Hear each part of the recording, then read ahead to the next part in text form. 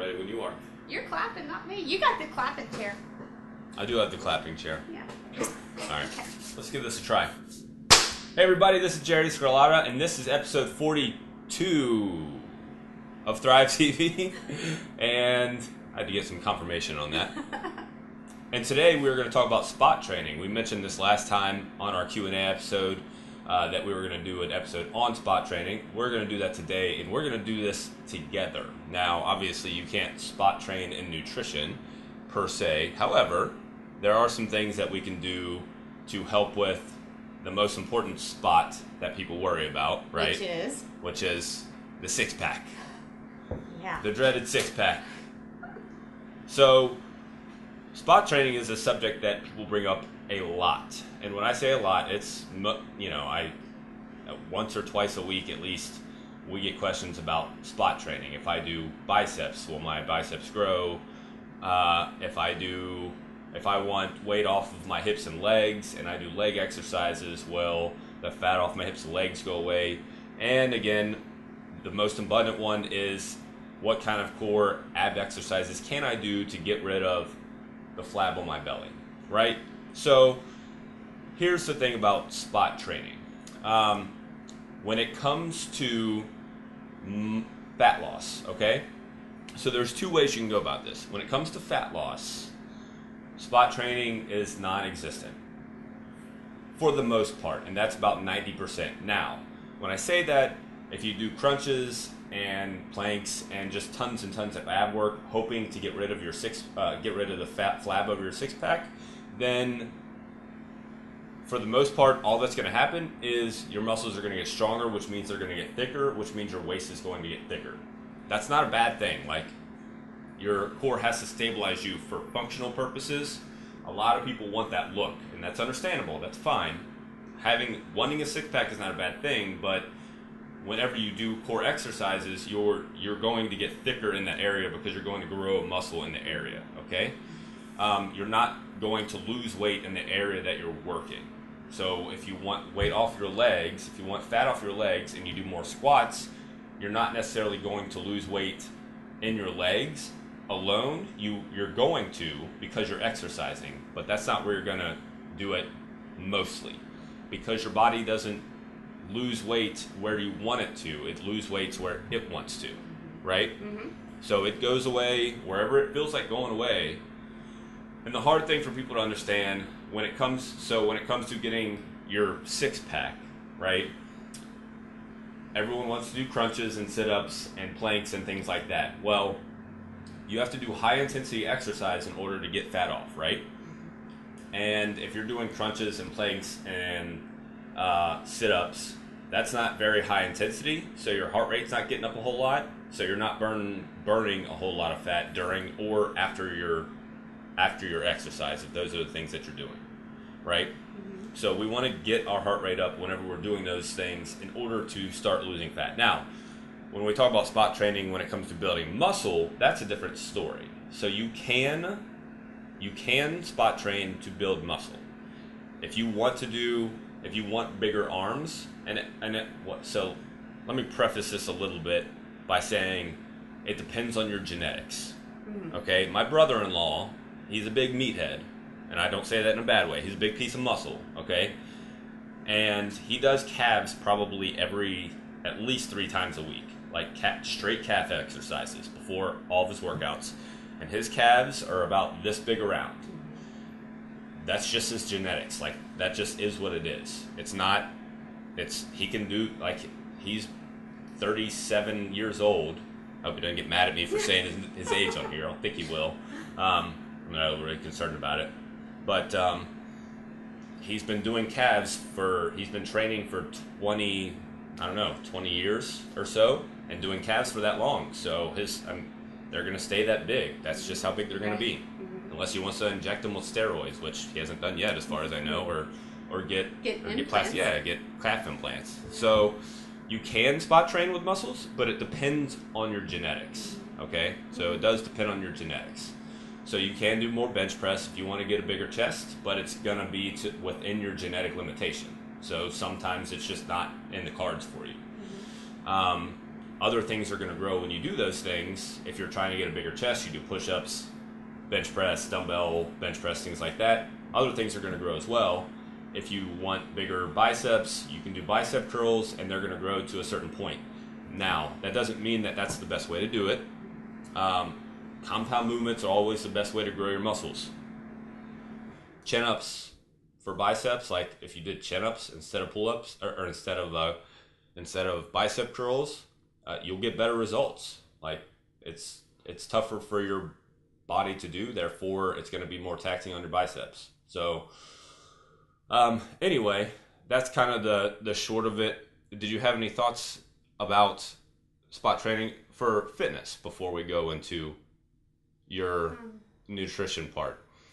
No. I know that you've never been. I take that back, because you have asked me within the last 3 months or so about. What was that? I don't know what that was. About something. What did you ask me that you? Oh, you wanted to get rid of your calves. That's right. That's yeah. Right.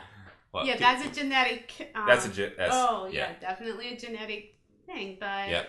I said, can I lose some of my calves? Yeah. A little bit. Yeah. And you told me. No. Right. You can, but you're going to lose other parts too, right? Right. So, but our calves are all muscle, so it's not Yeah. bad weight. They're man calves. I can't wear skinny jeans. That's why. Yeah. That's why I was like, I got to cut them Right. down a little bit. Right. Right. So if you go to do that, number one, you're losing muscle, right? Mm-hmm. But you're going to lose muscle in other spots too. Right. So it's just, what do you want? Like, it's if your goal is just to be lean and not to have a ton of muscle, then you just have to work hard and, eat a decent amount of calories and not worry about eating for muscle gain, and you'll lose weight and you'll get lean, and that's fine. But you can't spot train. You can't target one muscle group to get that muscle group lean. Okay, it's just going to get bigger. You're just going to put on muscle in that area. Well, I was reading something. I'll ask you this, because they talked about the article I was reading talked about how Arnold and Frank Zane and those guys would do all these sit-ups and all this abdominal work. Yeah. Because is there any truth to the fact that, well, fat is not very vascular. It doesn't have good blood flow to it. So if you want to get rid of fat, you have to get blood flowing to that area. And your abdominals don't typically have, that flow going unless you're working them. So there's some thought about, if you do those exercises, you increase blood flow, which will help start the fat burning process. Do you think that there's any truth to that? I would say that there's an amount of truth to it. I would not completely, but mostly disagree with the fact that you don't. So let me ask you, when you do deadlifts, okay, do you have to stabilize through your core? Oh, yeah. Okay. When you do front squats, do you have to stabilize through your core? Okay. When you do split squats, do you have to stabilize through your core? Okay. So number one, I would disagree that you're not using your core. Like, if all we did in here, we didn't do planks or anything else, no core work, but we did all those things, I would say that those people who did those things could go in and be more stable through their core than people who did sit-ups and crunches. Okay? Because you're working your core musculature the way that it's supposed to work. To be worked. Okay? So it's getting worked. However, I will say that obviously working a muscle specifically, and my beef with crunches and sit-ups is a different story, but working a muscle specifically, so directly, obviously increases blood flow to it. So planks, sit-ups, crunches, those are specific to the core musculature and will get blood flow to that area. However, it's for that amount of time that you're doing it. And then once you're done. For the most part, once it's done, it's done. So you have to do like a ton. Sure. Really unless you're talking like your back or your legs and hips, which are your biggest muscle groups. So like your arms, your biceps and triceps, they're small muscle groups. Your rectus abdominis or six pack, it's a smaller muscle group. Your obliques, again, a smaller muscle group. So it's not it's not overly taxing to do those kinds of exercises. It's just not hard for your body to do them. Blood flow is going to go in, and then it's just going to be gone pretty quick. Okay. Now, if you do squats, your legs, you have a lot of muscle in your legs, right? Like that's one of your bigger muscle groups. So blood flow is going to go in. It's going to be there longer. Stay there longer. Right. Sure. Does that make sense? But that's a good question, and I think that there's probably some efficacy. But again, I think that's minimal. Like you're just not going to get and that's why I said in the beginning, for the most part, you can't spot train when you're trying to lose fat. I think that there's a minuscule benefit from quote unquote spot training if you're trying to lose fat, but it's so very minimum that I wouldn't even mess with it. You see what I mean? Sure. Yeah, I agree. Okay. But that's a good question. So from a nutrition side, and again, we're talking generally about abdominal fat because that's what everyone worries about when they talk about belly fat. Right, when they talk about spot training and they talk about wanting to get rid of so I can get my six pack. So from a nutrition standpoint, if you wanted to spot the abdomen, is that possible to do? You can't spot nutrition wise to lose fat. You're gonna lose. There's a whole genetic component also to where you carry your weight. Yeah. So where you put weight on first is going to be the last place that you're going to take it off. Yeah. And I think most people, the average person, the first place they'll put on weight is in their belly. Yeah. So you can't, and then, I've heard, and I do think that this is true, you lose weight from your feet up, your head down. This part is the final place. Yeah. So by the time you've done all of that, I think that you have to look at all of, not just the food in your diet, but you have to look at all the other different factors with your hormones. Yeah. Because hormone imbalance will cause you to not be able to get rid of weight in certain parts of your body. Yeah. And cortisol is the stress hormone, cortisol is the one that makes you hold on to belly fat. More specifically, right. Right.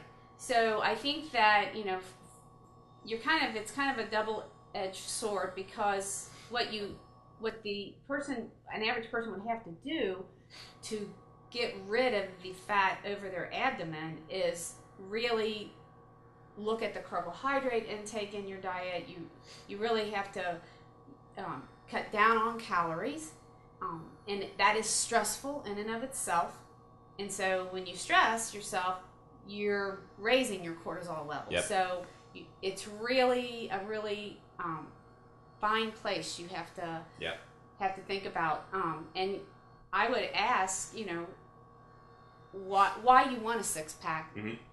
When you say six pack, is you want to see six defined, or do you just want a flatter belly that you're happy with because it's flat, and even though you can't see all those muscles, that's more of a healthier place to be because to get a six pack, a defined six pack, that is putting stress on your body.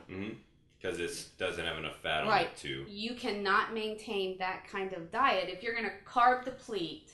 In other words, not eat any starchy carbohydrates, and mainly your diet would be protein and a lot of vegetables. That's not something you want to do for longer than, I would say, no longer than a month at a time, because that's a very tough place to be. So, where she's kind of, so what you're missing is your body has external fat, which is fat that you see, right? The fat on your belly or on your arms or whatever. Then your body also has internal fat, okay, that surrounds all your organs and holds them in place and helps them move and all these other things. When you lose fat outside, you're also going to lose fat inside, okay?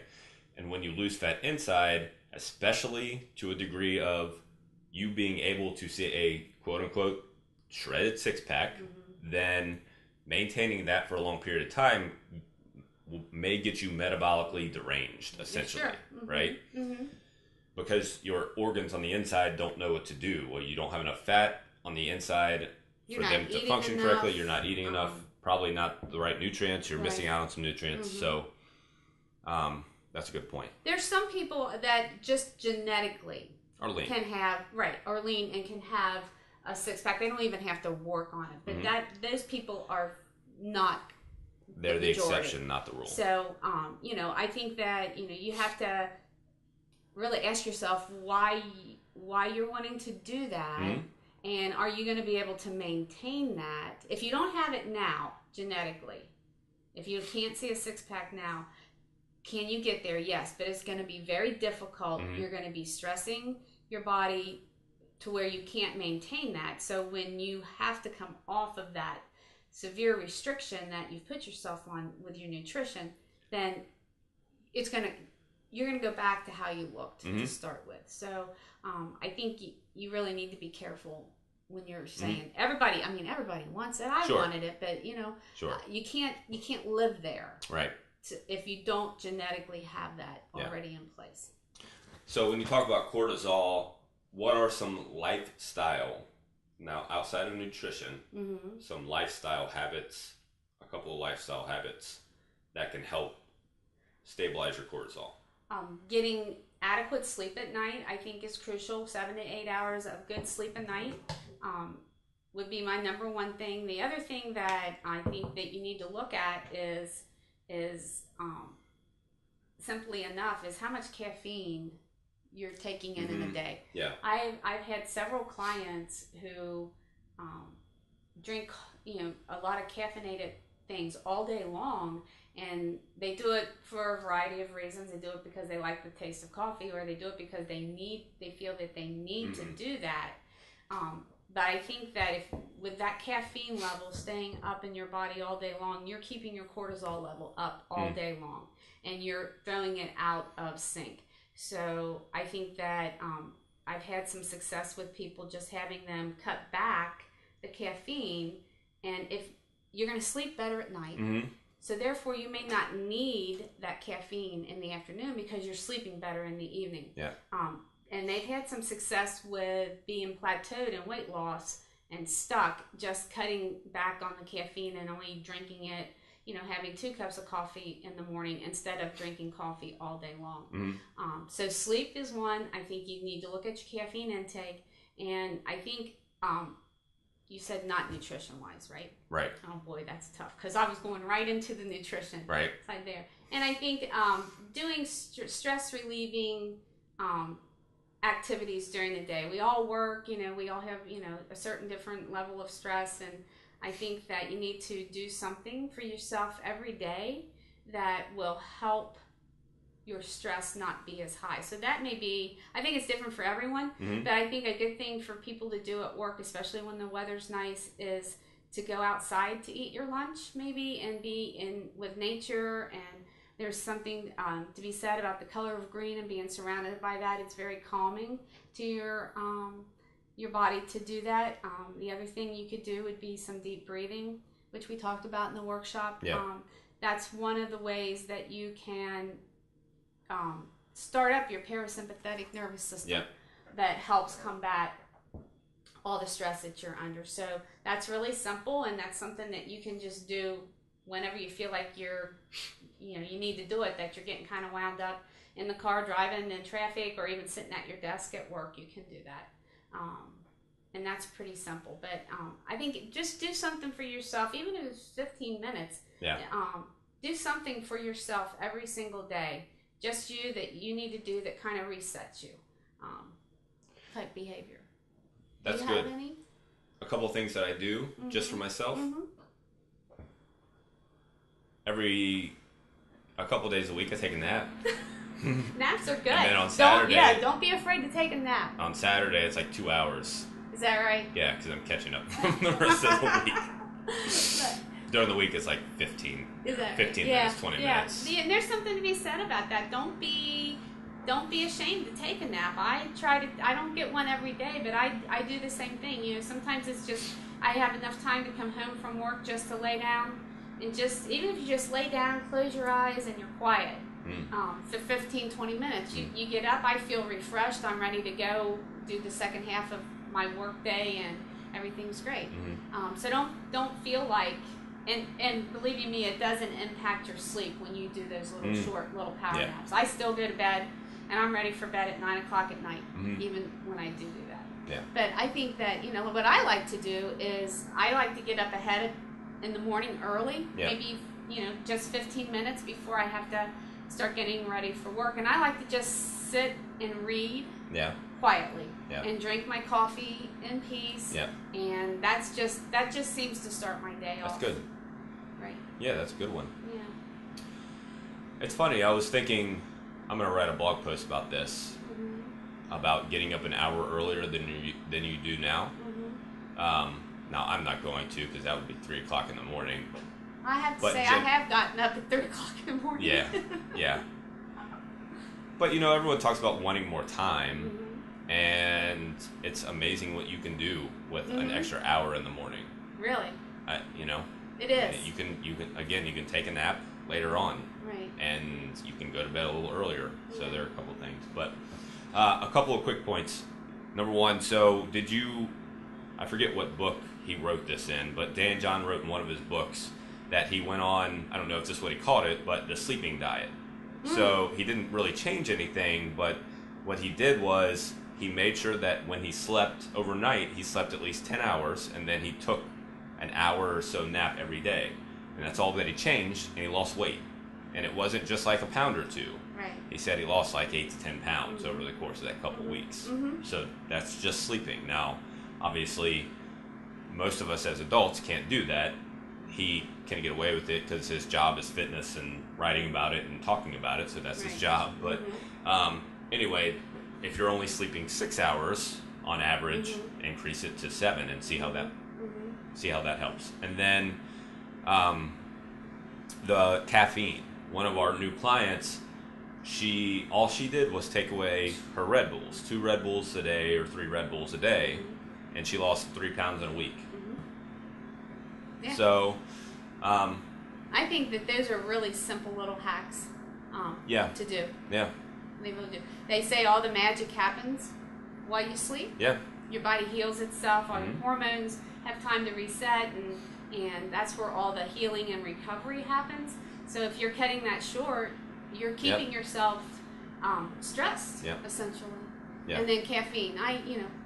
Everybody likes caffeine. It makes you feel good, but I think you have to ask yourself, why am I needing so much caffeine to feel well? Maybe there's other things in my life that are out of whack that I need to fix, and then at one point I got completely off of caffeine for a long time. Yeah. I think it's mental too. Like for me, I think I could probably not drink any caffeine and I would be fine, but in my mind, because I don't get jitters, I don't feel much different, but my mind tells me that I need it, right? Sure. So on the weekends when I try not to drink coffee, my mind's going, where's your coffee, where's your coffee, where's your coffee? Right? Sure. So, I think it's a lot in your mind too. It's a routine. Which can be tough to break. Yeah. Yeah. All right. Well, that was a pretty good episode. Yeah. You can applaud Trevi because she didn't have any notes today. I didn't. And that was your best one. No, the rest of them were really good too, but you were much more calm and collected. And, and I'm not worried about looking at the right spot. Oh, where was I? Oh. I'm getting better. That was good. Okay. Yeah? Thank you. You're welcome. All right. If you guys have any questions, you can send Treva some questions. You can get her. Let's get her on Twitter at Trevis Jansen. Yes. Yeah, TREBESGAJANSZEN. Okay. Thrive Fitness at the Thrive Pack. If you have any questions, next week we'll do a Q&A episode. Send them over, please. Otherwise, you guys have a great, great day.